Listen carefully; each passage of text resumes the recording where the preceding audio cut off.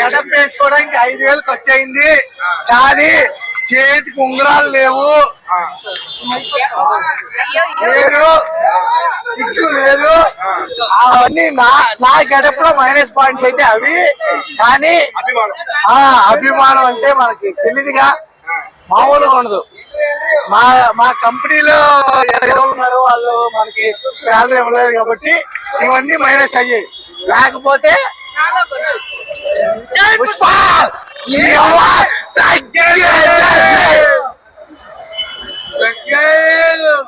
First half అయితే మాత్రం చాలా బాగుంది.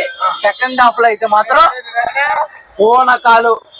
నా క్యారెక్టర్ అయితే రావడం జరిగింది, చాలా బాగుంది. పుష్ప 2 హిట్, బ్లాక్ బస్టర్ ఇవన్నీ మాకు తెలుసు, మాకు అర్థమైపోయింది. What about Pushpa 3? I am not the director of the movie. I am not the hero of the movie. I am the only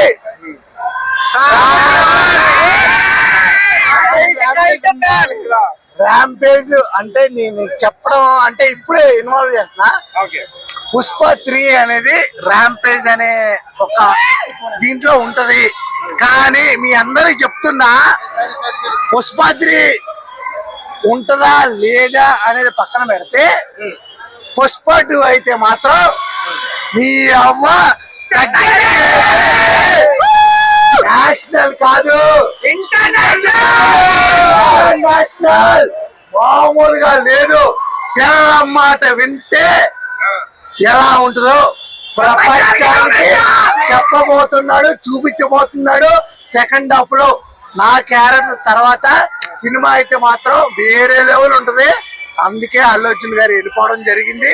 cinema అయితే చాలా బాగుంది. మీడియా మిత్రులందరికీ చెప్తున్నా, ఎందుకంటే నేను కూడా మీడియా